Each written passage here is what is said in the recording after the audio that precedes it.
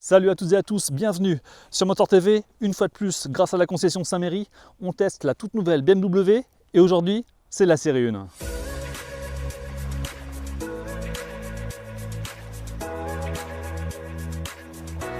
Si elle vient à peine d'être commercialisée, la nouvelle série 1 nommée F40 faisait déjà parler d'elle depuis plusieurs mois lors de ses premières apparitions au sujet de son look bien sûr, mais devait essuyer deux critiques principales, alors on va les évoquer dès maintenant. Non, il n'y aura plus de moteur 6 cylindres et non, il n'y aura plus de propulsion.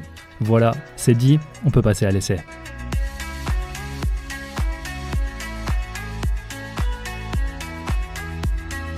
Pour le démarrage, si mon modèle d'essai profitait du pack confort qui permet d'ouvrir et de démarrer l'auto via son smartphone, les habitués de la firme allemande retrouveront exactement le même système de mise en route qu'une série 3. Le cockpit de 10,25 pouces est très abouti, on pourra changer comme à l'habitude l'affichage en modifiant le comportement du véhicule via 3 modes, du plus économe au plus sportif. Ce qui saute aux yeux dès l'entrée à bord, ce sont les sièges à l'avant. Si la qualité du cuir est sans reproche possible, c'est surtout leur design qui permet de mettre un vrai coup de jeune et de donner de la sportivité, surtout qu'ils sont d'un maintien quasi parfait et promettent du confort sur les longs trajets. Si depuis le départ, cette série 1 a dû essuyer certaines critiques sur son look jugé trop fade, je dois dire que de mon côté, avec cette finition M-Sport, je la trouve plus que réussie. L'ADN BMW est bien présent, surtout de 3/4 arrière où je lui trouve en réalité un côté agressif très plaisant. Le volant est comme d'ordinaire très agréable au toucher. Ce n'est que mon avis, mais il reste pour moi une référence pour ressentir du plaisir au pilotage. Et côté look, malgré bon nombre de critiques, je trouve cette face avant avec cette nouvelle couleur de carrosserie appelée Storm Bay très réussie et agressive en finition M-Sport.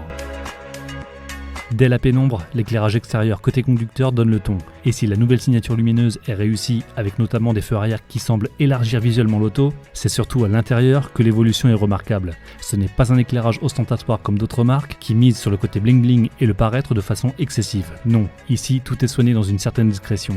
La finesse de l'éclairage, notamment dans les inserts de porte, en fait pour moi un vrai point fort en ayant à la fois un poste de pilotage très abouti, sans pour autant que le regard du conducteur ne soit en permanence attiré par l'éclairage. Le toucher de route est comme d'habitude exemplaire. La direction ne souffre d'aucun flottement, l'auto se place parfaitement dans les courbes, mais dans certains cas, on pourra regretter la propulsion, notamment pour les sorties de virage à vive allure, mais cela ne gênera pas la majorité des clients de cette série 1, qui trouveront sur cette version X-Drive une version qui vire à plat sans faire apparaître de sous ou de survirage, et pour ce qui est du poste de pilotage, le regard tombe naturellement sur l'affichage tête haute, qui est parmi les plus complets du marché. Grâce à un système de projection optique, une multitude d'informations sont données au pilote, comme la vitesse évidemment, mais aussi les indications de vitesse avec les interdictions de dépassement, les contenus médias, mais surtout les instructions de navigation, ce qui permet de vraiment rester concentré sur son trajet. Pour l'habitabilité, à l'arrière, les gabarits de plus d'1m90 comme moi ne seront pas très à l'aise, et la place centrale n'est pas forcément à recommander, car le canal de transmission est assez important. Les passagers auront toutefois accès à la ventilation et à 2 ports USB. Dès le départ, la prise en main est naturelle. Inutile d'apprivoiser le gabarit de l'auto. Et si, entre autres, via le park assist, le freinage en marche arrière est automatique, c'est une autre assistance qui a retenu mon attention. Comme déjà vu sur la série 8 et série 3 essayées précédemment, mon modèle d'essai était pourvu de l'assistant de recul. Le véhicule enregistre les 50 derniers mètres, parcourus jusqu'à 36 km/h. La voiture est ensuite capable de refaire exactement le même trajet en laissant le pilote toujours maître du véhicule.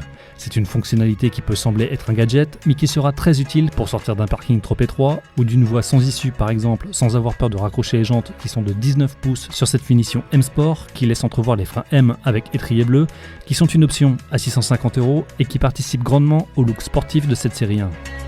Si certains voudront les versions en traction, ils pourront se tourner en revanche sur les transmissions intégrales X-Drive qui sont toujours de la partie sur la 35i et la 20D dotée de boîtes automatiques à 8 rapports fournies par le japonais Aisin et dont je trouve la réactivité légèrement plus lente qu'auparavant.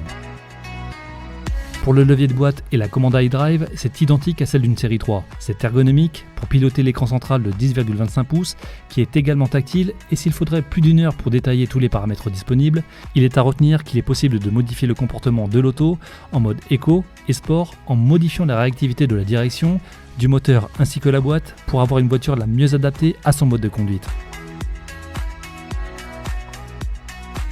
Pour son comportement routier, cette nouvelle BMW mise sur le confort. Je n'ai pas ressenti autant de sensations qu'on pourrait en attendre avec son moteur qui développe 190 chevaux. La puissance est bien là, car à la vue du compteur de vitesse qui défile rapidement, on ne peut pas en douter, mais à bord, la perception de rapidité est atténuée même en mode sport.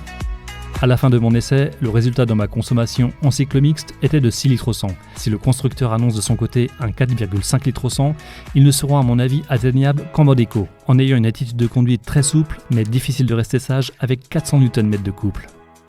Le coffre n'évolue que légèrement, en proposant 380 litres de volume de chargement avant de rabattre les sièges pour atteindre 1200 litres. Ce n'est pas exceptionnel, mais cela reste dans la moyenne de sa catégorie. Et si le compartiment situé sous le plancher n'est pas facile d'accès, la plupart des futurs acheteurs ne se décideront pas, à mon avis, sur ce critère, mais plutôt sur son look et son comportement routier très sain.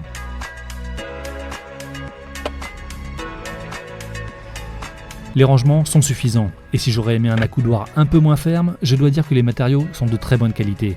Et côté pratique, j'ai beaucoup aimé les poignées de porte intérieures qui offrent une bonne prise en main, ainsi que l'emplacement de la recharge par induction de smartphone qui est idéalement situé.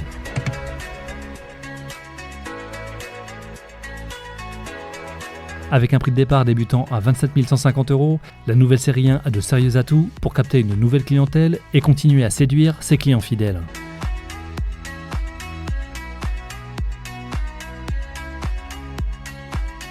Voilà, l'essai se termine. Un grand merci à la concession Saint-Méry. Et une fois de plus, si ce n'est pas encore fait, n'hésitez pas à vous abonner dès maintenant à ma chaîne YouTube. Je vous dis à très bientôt pour une prochaine vidéo. Soyez prudents. Salut!